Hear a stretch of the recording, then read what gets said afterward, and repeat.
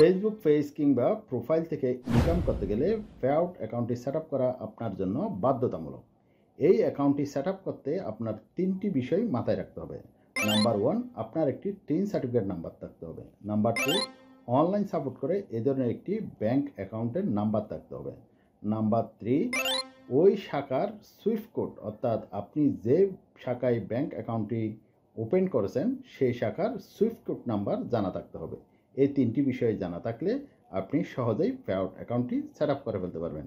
আজকের ভিডিওতে আমরা কীভাবে পেআউট অ্যাকাউন্ট সেট আপ করতে হয় ইন ডিটেলস আলোচনা করব, তাই ভিডিওটি স্কিপ না করে সম্পূর্ণ দেখতে থাকুন।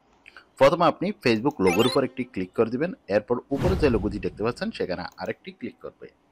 ক্লিক করার পর প্রফেশনাল ড্যাশবোর্ডের অপশনের উপর আরেকটি ক্লিক করে দিবেন। এরপর উপরে মনিটাইজেশন যে অপশনটি দেখতে পাচ্ছেন সেখানে একটি টাচ করে দিবেন। এরপর আপনার মোবাইলের স্ক্রিনটি একটু স্ক্রল করে উপরের দিকে নিয়ে যাবেন। এখানে দেখতে পাবেন সেট আপ পেআউট অ্যাকাউন্ট, এই জায়গায় আরেকটি ক্লিক করবেন। এই জায়গাতে আপনি কিছু ইনফরমেশন পাবেন যদি আপনি পূর্বে কিছু ইনফরমেশন এখানে সাবমিট করে থাকেন। আমি এখানে ট্যাক্স ইনফরমেশন সাবমিট করেছিলাম, সেজন্য এরকম দেখাচ্ছে। এখানে দেখতে পাচ্ছেন ইন্ডিভিজুয়াল সোলোতে ক্লিক করে রাখবেন। এই জায়গায় ক্লিক করে এরপর সামনের দিকে অগ্রসর হবেন। এখানে আর কিছু ইনফরমেশন দেখতে পাবেন।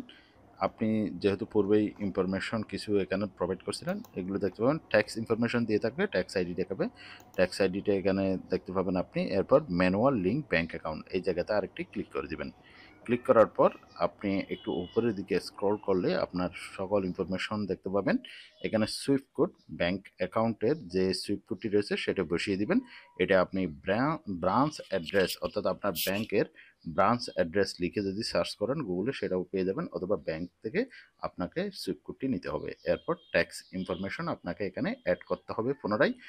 আপনার ট্যাক্স আইডেন্টিফিকেশনে যে ইনফরমেশনগুলো দিয়েছিলেন সেগুলো এখানে কিছু অংশ দেখাবে, যে অংশগুলো দেখাবে না সেগুলো আপনাকে অ্যাড করতে হবে। আপনার ফেসবুক প্রোফাইলে আবার লগ ইন করতে হবে, সেখানে লগ ইন করে আবার এখানে চলে আসবেন।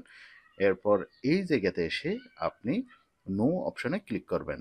একটা আপনার ইন্ডিভিজুয়াল অপশানে চেকমার্ক দেওয়া আছে, এখানে নো অপশানে ক্লিক করে দিবেন। এই জায়গায়ও নো অপশানে ক্লিক করে দিবেন, নেক্সট অপশানে ক্লিক করবেন। এরপর এখানে একটু উপরের দিকে নিয়ে আসলে আপনি দেখতে পাবেন আপনার নামটি এখানে সেট করা আছে।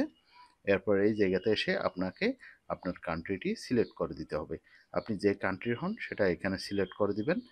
এরপর এখানে দেখতে পাচ্ছেন I have a non UST, যেহেতু আপনি ইউএসএর নয় সেজন্য এখানে সেটা দেওয়া আছে। এরপর নেক্সট অপশানে ক্লিক করে দিবেন। নেক্সটে ক্লিক করলেই আপনি এই ধরনের একটি প্রোভাইড এডিশনাল ডিটেলস, এই ধরনের একটি অপশন পেয়ে যাবেন। এখানে 0% রেখে এরপর নেক্সট অপশানে আরেকটি ক্লিক করে দিবেন।